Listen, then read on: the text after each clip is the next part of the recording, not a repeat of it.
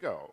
It is a Wednesday morning here on the Spice Isle. A very good morning to you, Grenada, and the rest of the world. Pretty good looking morning here. And yeah, we're going to have some fun over the next hour. I do promise you. I really, really do promise you. Let me get right into it because we need all the time we can put our hands on this morning. So we'll start with our rundown. Couple of cruise ships in town today. Just took a look out there on the balcony. I see that one's already in here, and let me show you the one that's in here. This is the AZURA. Take a look at that, huh? Now that's not the picture you're seeing from the balcony here when you look down at the port, okay? But that's just a file copy of the ship. Let me see if I can show you another one very quickly. Take a look. Big ship, man. Big ship. And she has supposedly 3,597 folks on board. That's a biggie. Now, those are the two ships already in port. This one is also supposed to be here, and I'm looking at the schedule that was sent to me by the Grenada Tourism Authority. This one is actually called the MARELLA Celebration, and she is supposed to have 1,350 on board. Well, up to the time I took a look outside just a wee bit ago, she wasn't there.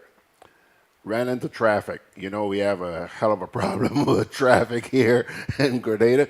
So she probably ran into a snag here or there. We'll take a look a little later on and see if she has finally arrived. That's the MARELLA Celebration. I think I have another picture of her. Hold on a sec. Yeah, there she is. The MARELLA Celebration.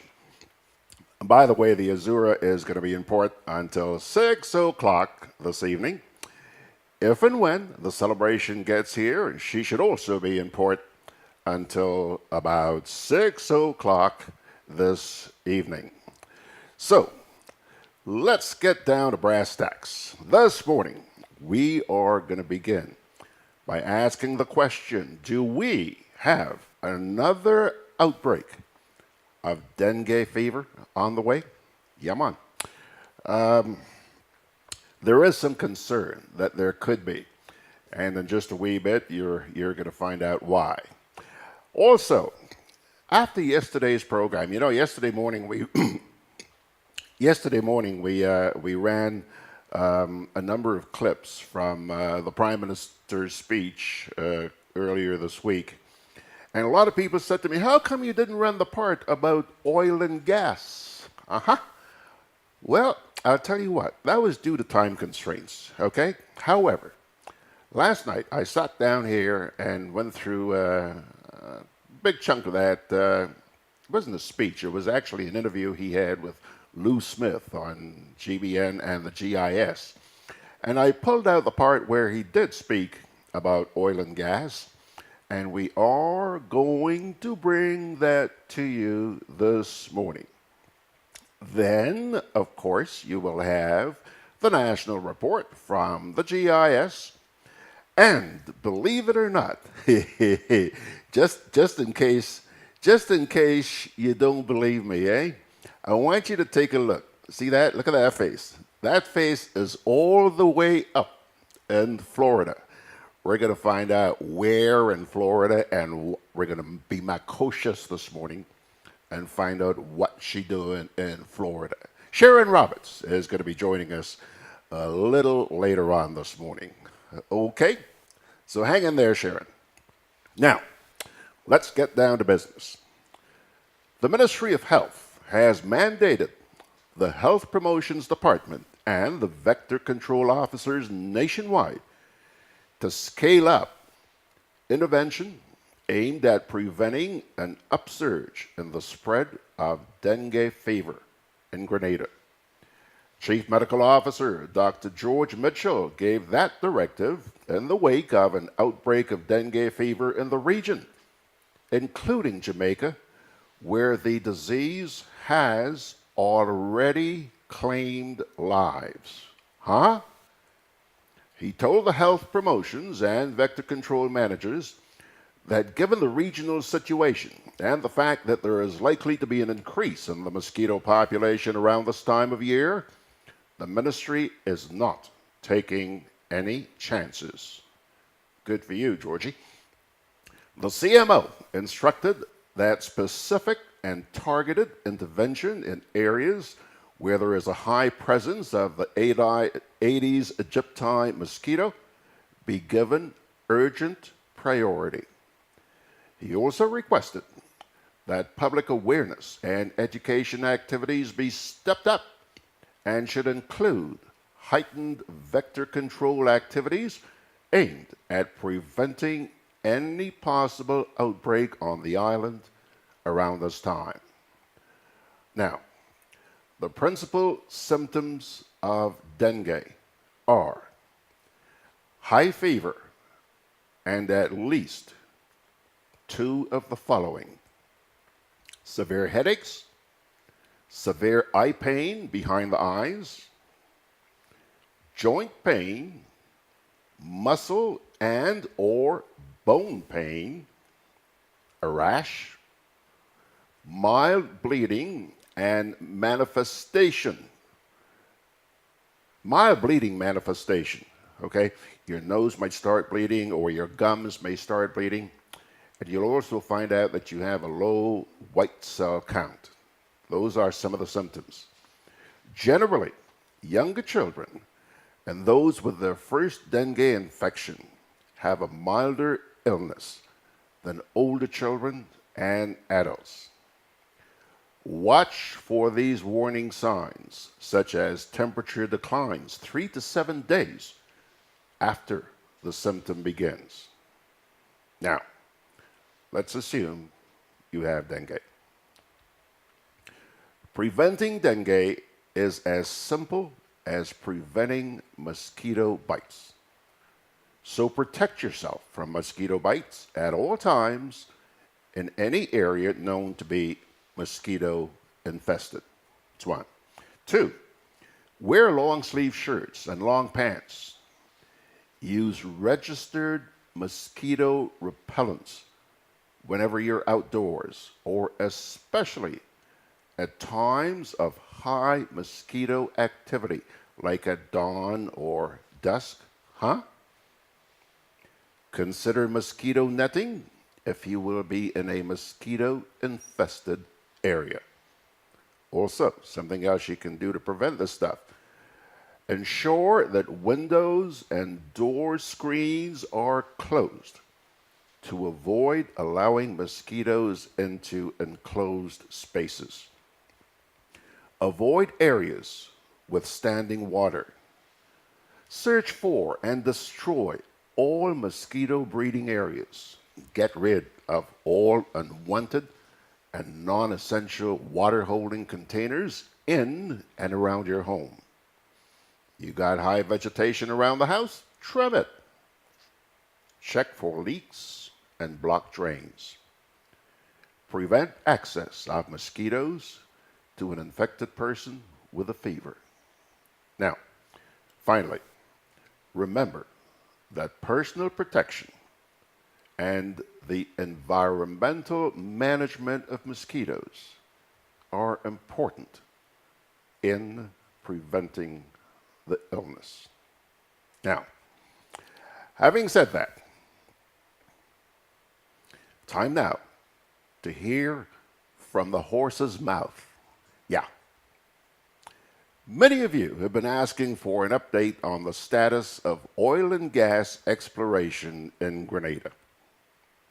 Well, Prime Minister Mitchell provided some information a couple of nights ago. At your request, check it out. On the eve of the election, you boasted about. Yes, and it's still made, the amount of money we could earn, that we cannot allow Natiponal to lay hands on that money. Well, what's the situation? I'm not going to go in Natiponal. No, I'm only repeating and paraphrasing things. No, and that's still the case, but you know, the process of oil and gas is not, you identify resources and you start to drill tomorrow morning. It takes a long process. Where are we now? I mean, well, where are we now? We have 2 wells that have been drilled already, and more being drilled. And of course, the question of the resources, the gas, how are you going to sell it, and who you're going to sell it. They're working with Trinidad. They're also looking at the oil content aspect of it. When that is identified in sufficient quantities, who you're going to work with. So there's a lot of work to be done. So the resources will most likely come, but obviously it will take time. Guyana, when it started, remember Guyana now in the process of benefiting directly from the resources. And Guyana started over 9 years ago. They identify sufficient quantities of oil and gas, but the actual getting that out and getting it into form that can be sold in the market takes time, and the whole process of negotiation and planning and management of the resources also has to be, you have to dot the I's and cross the T's. But don't you think that there's a lack of information to John public to know? Well, as long as you have more information, you bring it. Where we are at this point in time, all we can say to people, 1 well have been drilled and a sufficient quantity, commercial quantity has been identified, but 1 well will not be sufficient. And based on the fact that the other wells we identify, based on seismic studies, has appeared to be has much more potential. We believe that these wells will leave even higher quantities. So we are very optimistic of the future resources that we'll get from this. So it was from a point of view of optimism when you spoke on the election campaign about this amount of oil and the money and young people must get involved. And we are still there. That's precisely. I didn't say it would come yesterday. I didn't say it so, and in fact, if I said so, I'll be rather unwise, because it's a process. So I'm very confident where we are right now. Well, the future looks very bright for this country's economy with the potential that we have in oil and gas and the other aspects of economic activity in the country. Oh, you didn't say yesterday, but I'm taking it to mean that within the next 4 years. Well, I'm pretty sure you will see have to. Based on where we are, I think we should see some results within the next 4 years. Okay, there he is. Prime Minister Mitchell speaking with Lou a couple of nights ago. Now, Lydia, you see the kind of people Sherron attracts? Sherron has attracted a wacky and wild crowd this morning on Facebook. Lydia has a comment here saying, he isn't even waiting for Lou to finish asking the question. Why is he like that? Lydia, you're too observant. Big eyes, Lydia. Okay.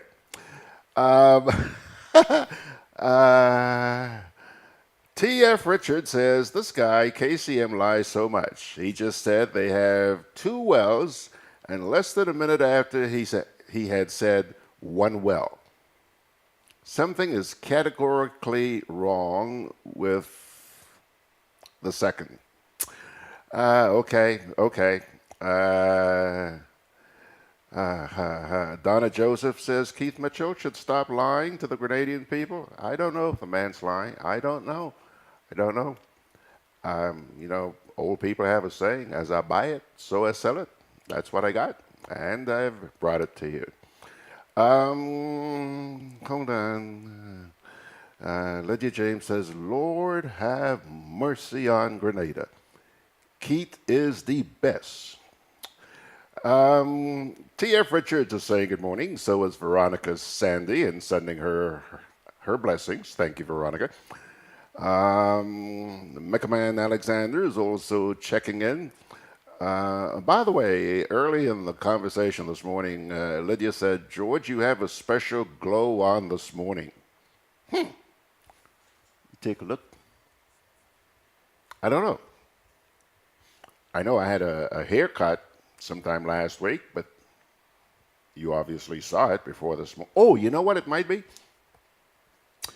I am not one for wearing shirts. I don't like shirts, okay? Give me a polo shirt any day of the week. That's what I like wearing. But you may notice that this morning I'm wearing this decked off shirt. Hey, look at that, man. And we ain't talking painting, we're talking embroidered stuff there, huh? Very observant, girl. That's probably the reason why Georgie Porgy looks a little bit different this morning. Thank you for being so observant. Who else? Irene is saying she's checking in for her daily dose of warmth on a cold New York morning.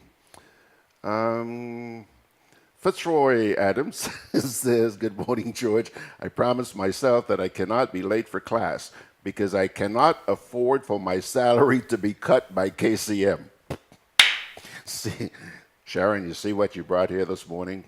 You brought some crazy people this morning. We'll get to Sharon after the GIS. I think that's it. Veronica Sandy says, no words for me to comment. She's referring to that little piece. Yes, Lydia, it is the shirt. T.F. Richards is saying to Lydia, maybe George has already invested or waiting to invest in the oil in the oil industry. Enough said. I ain't go. George, invest.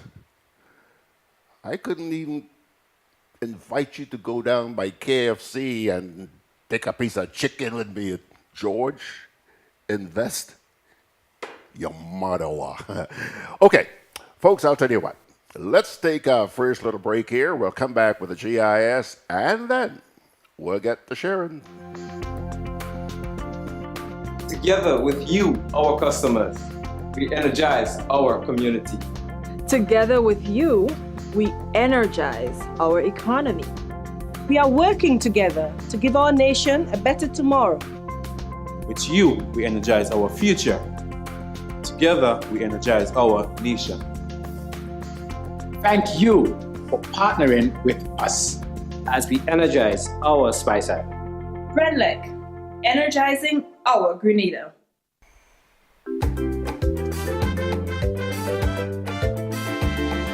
Grenadian General Insurance Company, strength and stability. Grenadian General Insurance Company, tell your friends, tell your family. We cover householders comprehensive, motor and even fire too. Contractors all risk burglary, public liability, professional indemnity, directors liability, and wait, we still have more. Come and find out more what you're waiting for. We are located on Scott Street, St. George's. For more information, call 440-2434. Tell everybody. Juve chocolates, cocoa nibs, and cocoa balls from Diamond Estate Grenada are now available at Amazon.com, Amazon.ca, Amazon.co.uk, and GrenadaMarket.com. Try the sensational touch of nutmeg and a touch of ginger chocolates, 75% dark and rich, 100% pure cocoa, and their 60% dark and sweet chocolate bars today. Amazon Prime members enjoy free shipping on these orders in the USA, Canada, and Europe. GrenadaMarket.com. When you can't come to the island, the products of the island will come to you. With free island-wide delivery, Hubbard's Building Supplies and Lumber Departments continue to provide the best quality lumber, steel, tiles, plumbing materials, electrical, and general hardware supplies at competitive prices. We continually consult with builders, homeowners, and contractors to improve product range and services. Enjoy discounts where applicable, including the use of credit and debit cards. At Hubbard's Building Supplies, Grandance, and Lumber Department, Caranage, we offer quality service, affordable prices, giving you the convenient, reliable, free island-wide delivery. Call 440-2087 for all your home improvement and building solutions.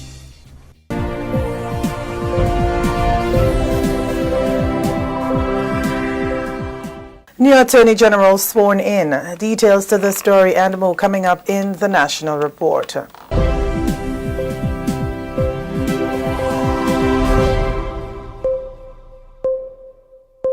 Welcome back. This is the National Report for today, Tuesday, January 8th, 2018. I am Wendy Edmond with the details. Attorney at Law Mr. Darshan Ramdhani is Grenada's new Attorney General. Mr. Ramdhani was sworn in by Governor General Dame Cecilia Grenada on Tuesday. He replaces Legal Affairs Minister Honorable Kendra Mathurin Stewart, who has been acting in the position since former Attorney General Sir Lawrence Joseph demitted office last year. As Attorney General, Mr. Ramdhani is the principal legal advisor to the Government of Grenada. Mr. Ramdhani has extensive experience in the legal field, having been an attorney for more than 20 years. He has served as a judge in several regional territories, including St. Kitts, St. Lucia, Antigua, British Virgin Islands, and Anguilla. The new Attorney General previously served as Grenada's Solicitor General from November 2009 to June 2013 and Senior Crown Counsel from January 2003 to June 2007. He also served as the Acting Director of Public Prosecution for various two-month periods between 2006 and 2007. Mr. Ramdhani is admitted to practice law in Grenada, Guyana, Trinidad and Tobago, and the state of New York in the USA. Prime Minister and Minister for Finance, Dr. the Right Honorable Keith Mitchell, is warning that Grenada's financial base can be eroded if government is to yield to the demands of trade unions for 25% advanced payment on pension or gratuity. Dr. Mitchell, who was a guest on GBN's Beyond the Headlines on Monday, said data has already been presented to the unions to show why this cannot work. And in the process of negotiations to ensure transparency, they have even invited them to view the data, something that is not usually done. Government has moved its offer from 2% to 8%, but the unions are still insisting on 25%. We are saying that what they are asking for, 25% on the old colonial formula, will destroy the country's financial base and cause us major problems for us to go back to where we were. And I mean, no prime minister, no government would want to bring the country back to where we were in 2008, 2013. We all remember, you know, this tremendous hardship faced by all concerned, including the public servants who never got a cent increase, who used to get salaries very, very late, and who never got increments continuously. So we're doing all of the above to tune of over $110 million in additional payment to salaries. Dr. Mitchell reiterates that government's position is and will always be based on facts. The decision must be based on numbers. We cannot hurt the country in the process of finding a solution to one particular problem. That's why I have to say we do not have a major problem. When you look at the economics situation in the country, how things are proceeding, I don't think anyone will qualify Grenada as having a major industrial problem, not at all. The Government's Pension Engagement Committee, the PEC, has invited public sector trade unions and staff associations to continue pension negotiations on Friday, January 11th. The request for the continuation of talks was relayed in a letter sent Friday by Chairman of the PEC, Honorable Oliver Joseph, to the unions and the staff associations. This is the National Report. More news after the break.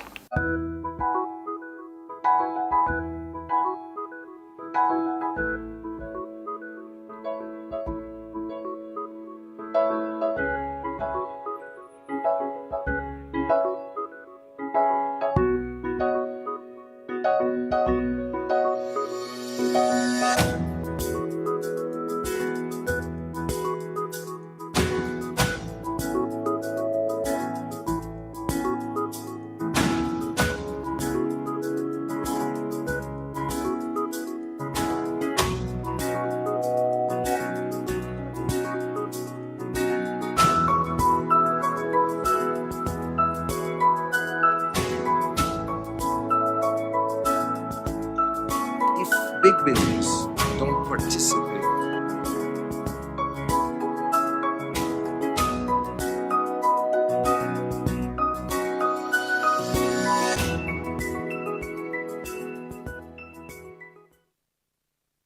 Welcome back with the National Report. Prime Minister Dr. the Right Honorable Keith Mitchell says there is nothing amiss with the reassignment of permanent secretaries or any other public officers.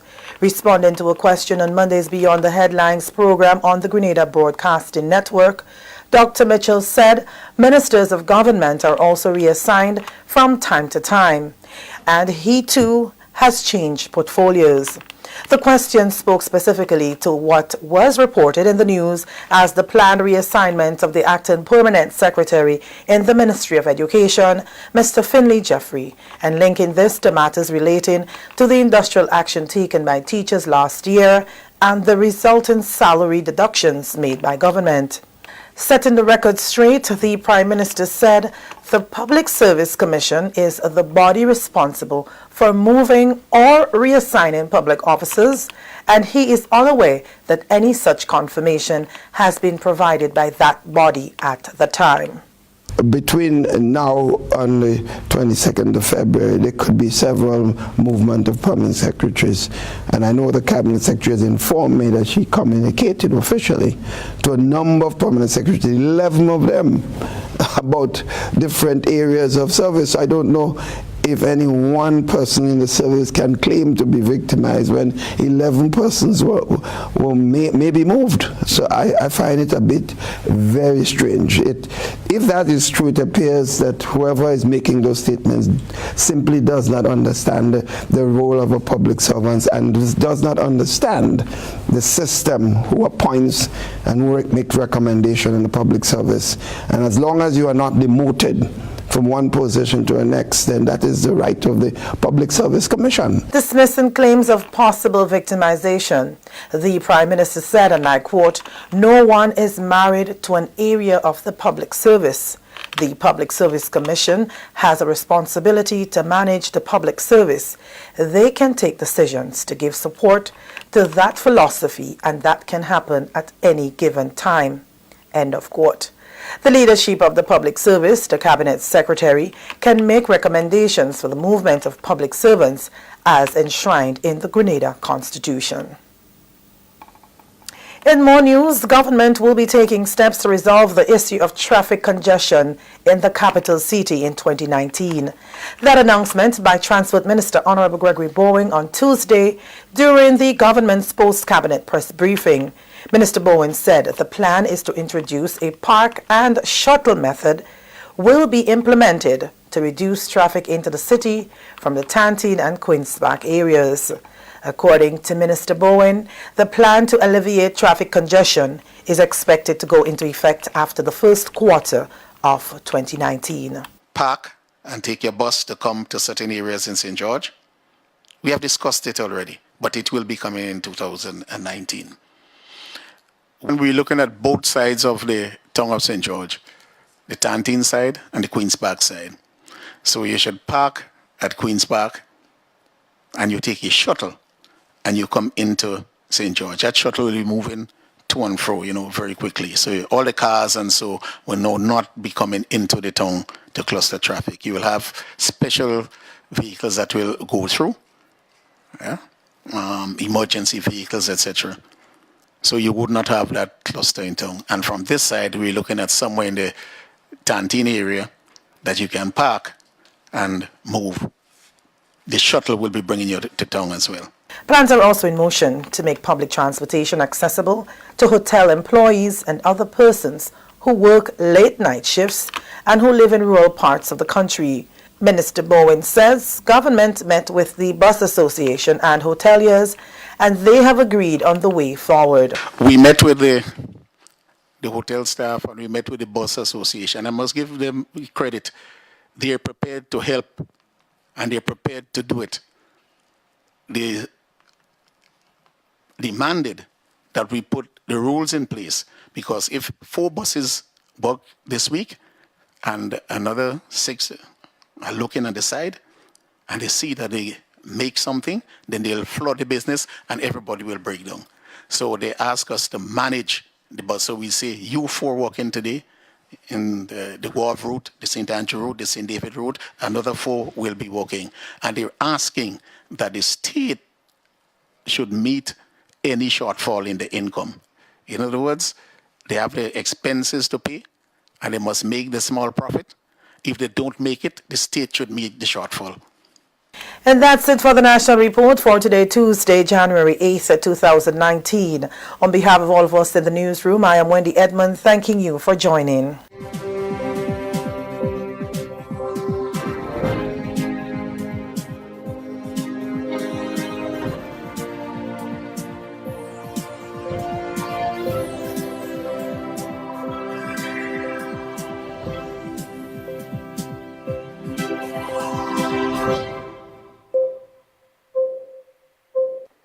Okay, there you have it. That's yesterday's edition of the National Report. Now, I promised you I was going to check to see whether or not that second cruise ship had come in. Well, during that newscast, I went to take a look out there, and I haven't seen it. So it looks like they ran out of gas or ran into traffic or whatever. But they're not here, so there's only one ship in town today. Maybe show up a little bit later on. I don't know. Now, what I did see was the Osprey taking off for Carriacou. And by the way, it's now raining outside there. Okay? What turned out to be a sunny morning, it's now raining outside there. Let's get back here to, before we get to Sherron, let's get back here to Facebook for just a minute.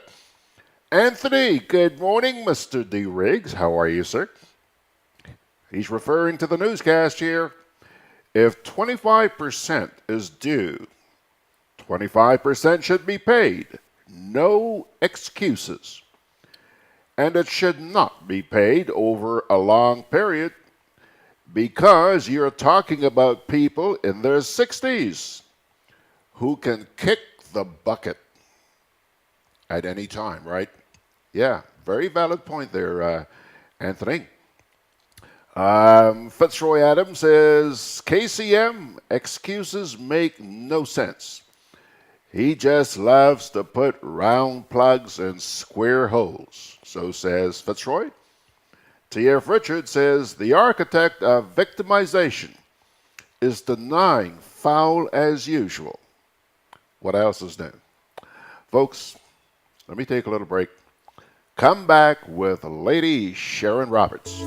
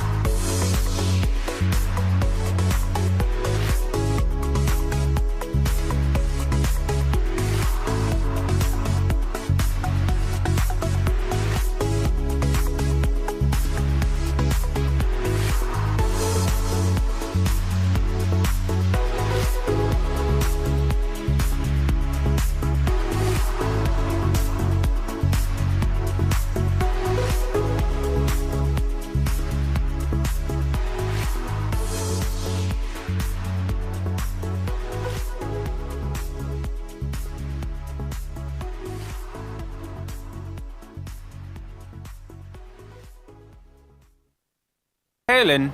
Hey, neighbor. Here's the bill I asked you to pay for me. How did you get your electricity bill to be so low? For one, we size our transformers just for what we need. And we unplug transformers, chargers, and other devices when they're not in use. We also replaced our light bulbs with LEDs. They burn less energy, right? Much less. I even replaced the seal on my refrigerator door to keep the cold air in. And Grenlec is always advising us not to open the fridge too often. That's right. And my family washes and irons in bulk. With fuel prices changing all the time, how do you know if it is working? We pay attention to the usage history table. Over time, our average usage has decreased. So while Grenada can't control fuel prices, I can conserve energy and save money. GRENADAB, energizing our Grenada. Okie dokie, folks. Let me see. Local time here now. It's 9:37, 23 minutes away from 10 o'clock. You ready? Here she is. There she is. Good morning to you, Sherron, and how are you? Good morning, George, and everybody else listening. I am good, and it's nice and sunny up here in Fort Lauderdale. That's where I am, Fort Lauderdale, Florida. Okay, go ahead. Go ahead. Rub it in. Rub it in. You're nice and sunny. What started out as apparently there's a cold front, so I don't know if what I'm seeing through the window is deceiving, but it's nice and sunny. It's nice and sunny. Okay. I haven't been out, so I don't know if it's cold. Wait until you get outside. How long are you going to be gone, girl? I'll be back in Grenada around the first week in February. Okay, good. Sherron, Petit Martinique. What are we talking about this morning? Well, I want to just outline a few of the customs we have in Petit Martinique, and then I'll focus on one. For example, I don't know if you're aware that our background is very mixed because Petit Martinique was used as one of the places the pirates stopped off to fix their boats.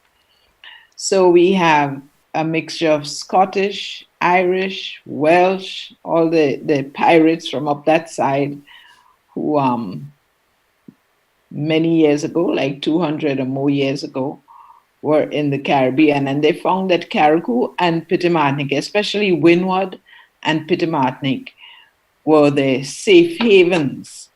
So our backgrounds are very mixed. We even have quite a bit of French because the original owner of the island was a woman called Madame Pierre.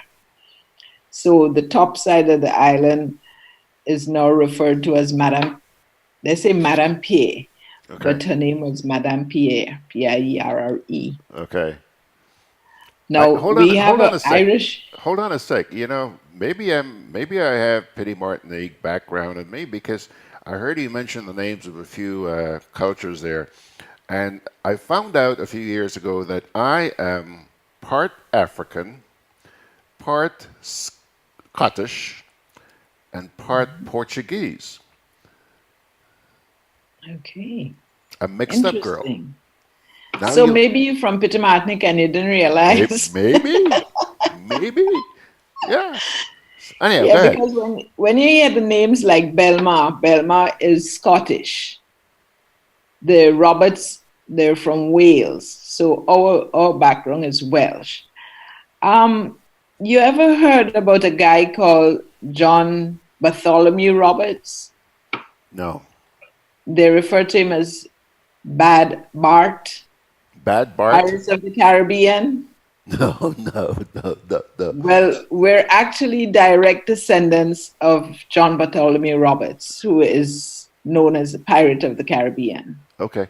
And he was from Wales. So that's one of our ancestors. Okay. And there's this story that on his flag, he was an emblem of himself with a flaming sword, and he was standing on two skulls. One was written AMH and ABH. a Martinican head and a Barbadian head. He hated Barbados with a passion. And as things turned out, that's where he met his demise. Okay. He was a teetotal, never drank alcohol until that terrible night when they were celebrating a big loot and pulled in to Barbados, and he drank alcohol for the first time, fell asleep, and was overcome. That's when he passed. Okay. But he left his as I referred to it the last time, he left his seeds throughout the Caribbean, especially in Windward and Martinique. Hot stuff. Hence, you have the Roberts clan. Okay. Okay. But one of the customs they have in Martinique, they have quite a few customs, like the Tombstone Fest, the whole wedding festival, and among them you have what we call sugar in the piton. We have a hill in Martinique called, well, it's a hill compared to other hills, Tell me other about it. mountains, and we call it the piton. Okay. Now, on the 17th of March is known as St. Patrick's Day. And for as long as Martinique exists, on St. Patrick's Day, the people gather and they climb the piton with cooked rice, sugar, and whatever else you want to well, of course, you must have rum. And in their cases, jackan and water. And you sprinkle it and call on the ancestors to bring rain. Because, you know, Martinique don't have, well, now, recently, they have access to running water if you choose, because Nawassa has an outlet up there, a reservoir up in one of the hills. Yeah.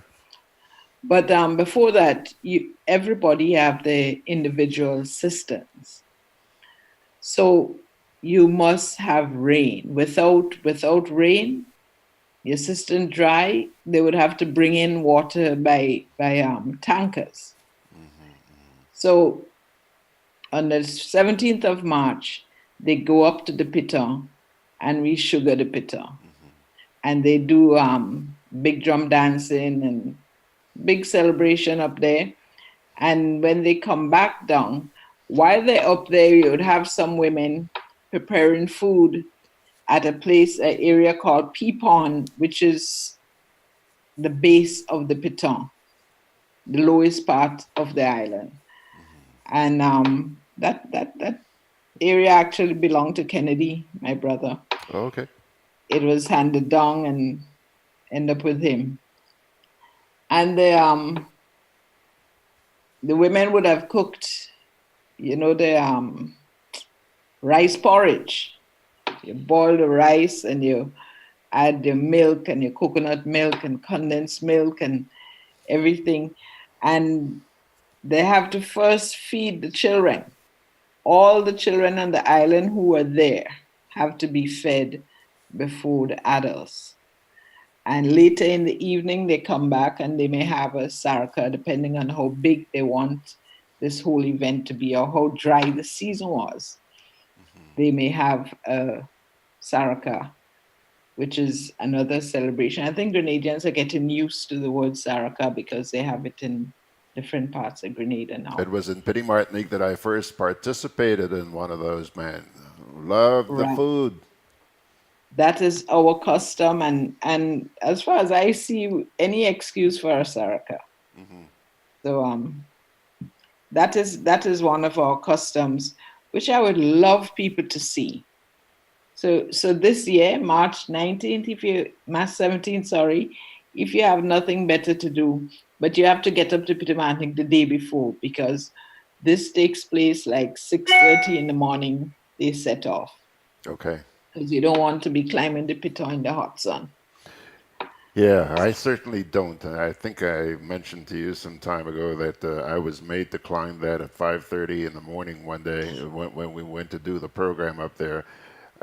It's not a big hill, like you say. It's not a big mountain, but it's a steep climb, girl, with a lot of picka bush. That's right. That's Yeah. right. Anyhow, And on Easter Monday, a lot of people go around the island. That's part of the customs. Easter Monday, you leave off like before 6 in the morning and circle the island, which you could do in 3 hours. okay. You mentioned a little while ago rice porridge, and I see here that Margaret on Facebook has just published some. She's just posted something here saying rice porridge. Yes, the absolute best porridge. Now I have to confess to you, I don't. Maybe when I was a teeny bopper, I had rice porridge, but I do not remember having rice porridge. Is it anything like a tanya log?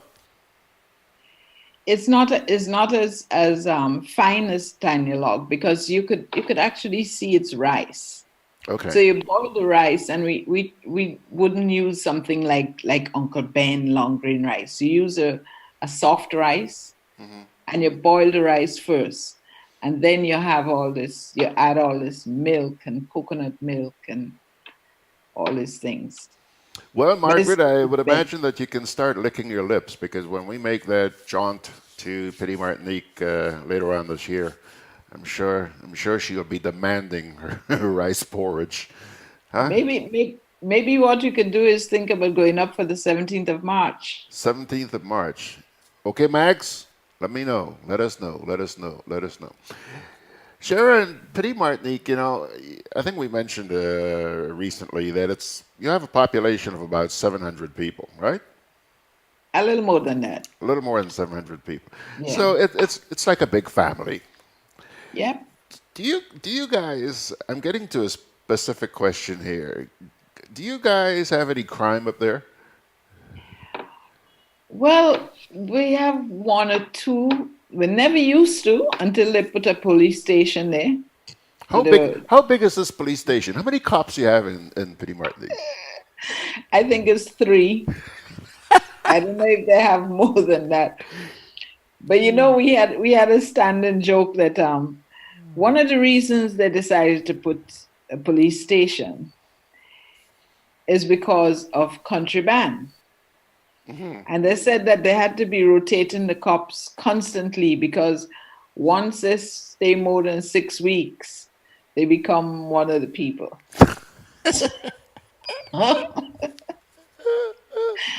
So they rotate them pretty often. Yeah. But Petit Martinique is one of the most peaceful places. It is. That I know. You know, people can listen to us talking about it, but I don't think you'd really understand until you set foot in Petit Martinique. That's why I'm urging you people, first opportunity you get, grab it. Go on up, take a look at the place. I see here that Margaret has just posted something. She says her grandmother used to make it, the rice porridge.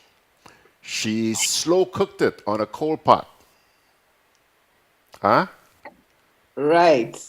You have to slow cook it. That's why when the others go up onto the mountain, the women stay and make the porridge. You slow cook it. I'm going to do it one day and bring some for you. Okay. Oh, by the way, thanks for that fruitcake that you brought for me just before the holidays, man. Gobbled that up. Good. So, folks, we're gonna hold her to that promise. What would you say if I tell you my fruits are already soaking for next Christmas? Yeah, I'm not surprised. My mother was the same thing. Was the same thing. Is Christmas a big celebration up there, or do you guys focus more on things like, you know, your maroon and so on? It's a very big thing. You know, the Petit Martinique people, nobody taught them how to play music. But it's the most amazing thing when you see a group gather and they start playing. We played string instruments like violin, guitar, banjo, mandolin, quattro. And they're playing, and you may get tired of playing the violin and you just see them switch. And a different person play a different instrument, and you're amazed. Nobody had formal training. But from the time the kids are like 3-4 years old, you see them playing already. So Christmas is a big thing, a lot of serenading, and you have to spend a night up there next year to experience what it is. They could sometimes serenade for 2 days because they go from house to house, and it is not rare that you wake up, the woman of the house may wake up and find somebody sleeping on a chair in her living room, or wherever you get tired, you stop and you rest. When you wake up, you hear where the band is, and you go and you join them, or you go home, whichever way you choose. Those were the days, weren't they? Try that down here now. They're still doing that. Yeah, try that. In Martinique, they still do that. Yeah. You know, just yesterday, it's interesting you should mention that, because only yesterday I had some visitors here from the States, and they were asking me if I've had another visit. So I said, what are you talking about, another visit? And what they were reminding me of is that a few years ago, somebody entered my premise here, climbed up on the side of the house, came into the house at about 20 to 4 in the morning. And yeah, when I woke up and went after him, he jumped over the balcony, broke his wrist, his ankle, and his elbow. Yeah. Yes, I remember that. Yeah, he's went into prison. I think he spent 3 years, and then came out, and 6 months later went back in. Apparently, the guy likes it up there. He's been convicted, I think, 13 times now. 13 times. Wow. For breaking and entering. Yeah. That's why they call it a university. Yeah. It's disappointing to learn, but there are people who actually do things to get back in there. They deliberately do things, I've been told. And it's unfortunate because there really isn't a very good rehabilitation program, you know. So sad. Anyhow. So, Pity Martinique, here we come later on this year. I'm certainly looking forward to that. And Sherron, we're looking forward to having you come back. And I hope that one of these days you'll come sit inside here with us and do the program in person rather than... When I get back. Yeah, rather than electronically like you are right now. Yes, Anything I'm else you want to tell me my about? sister. You know, I have nine brothers and one sister. You have and 9? She's not too well, so I'm here with her for a little while. 9 brothers? Yes. Eight that my mother gave birth to, and one we adopted. Boy, you must be one tough cookie. I came in the middle of 8 of them. Would you believe? There were 4 before me and 4 after me, and then we adopted one. You should be able to write a book about what it's like growing up with 8 brothers and 1 sister. 1 sister, George, and it's the best thing ever. I speak to my brothers every day, even those who are abroad. We meet every Wednesday religiously, whether it's rain or shine. Those of us in Grenada meet every Wednesday. We play cards, we drink, we eat, and we catch up on one another's business. Life is good. So, and we own all the children. If you ask any of the children, is Sherron your mother? They'll say yes. If somebody else may ask them, is Vincent your father? They'll say yes. Because we all own each other's children. Yeah. You know, obviously you guys were a very close family, and I had my share of closeness yesterday. There are 2 boys and 2 girls in my family. One girl has passed away years ago.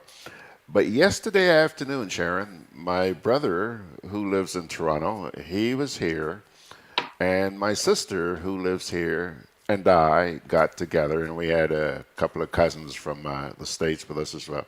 And it was so nice to be able to sit with family and talk about the old days, eh? Very nice. Yeah. Family is the best. By the way, I see now we have been joined by your cohort. You know who I'm talking about? A young lady by the name of Carla. Carla Ray. Yeah, she says Happy Hump Day. What is Hump Day? Today is Wednesday. Wednesday is known as Hump Day. Oh, Wednesday. I don't know why. Oh, Carla. Oh, And Thursday Carla. is known as Throwback Thursday. It's known as what day? Throwback Thursday. Throwback Thursday. Okay. Yes. You learn something new. See, folks, see the things you learn here? Thanks They a lot, know. my dear friend. And thank you for chiming in.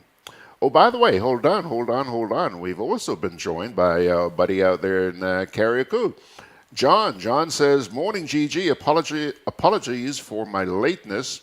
A note from my mom is on its way. You know something. You're laughing because you know that when you show up late, you got to bring a note signed by your mom.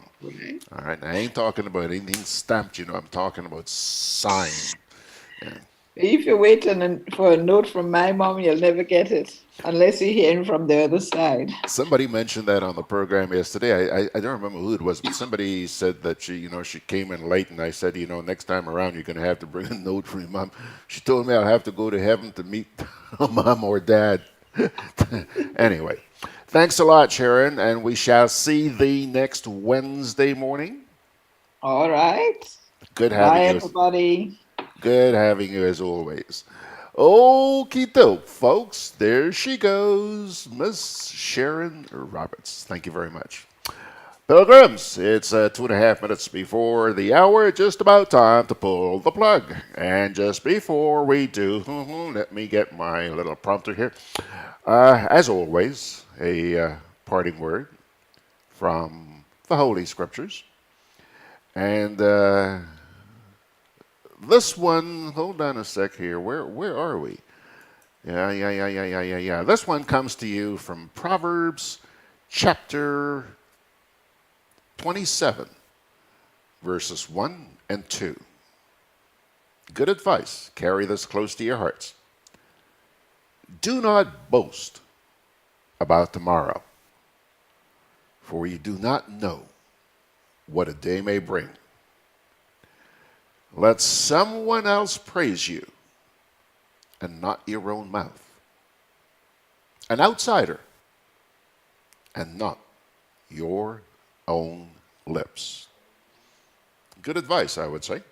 Good advice. And once again, that's from Proverbs chapter 27, verses 1 and 2. Let's see here. Facebook. Hey. Beverly, you better have a note from your mom. Beverly Sinclair, who's going to be with us tomorrow night, I would imagine. You still in Jay? Beverly, last time I spoke to her, she was all the way up there in Jamaica. Well, she has chimed in here and says Wednesday is the middle of the week. That's why it's known as Hump Day. Week goes up, and then all downhill from Wednesday. So says Beverly. Bev, good to see you, girl. Chat tomorrow night. Bev and Jerry and Catherine and who else, boy? Bev, Jerry, Catherine, me, and Margaret. Hey, Margaret, of course. Tomorrow night, just in case you didn't know, 8 o'clock, the next edition of Mech We Chat. Don't know yet what they have up their sleeves, but I'll let you know tomorrow. And Veronica Sandy says, I think it's a U.S. thing. Wednesday, Hump Day, and Throwback Thursday. See?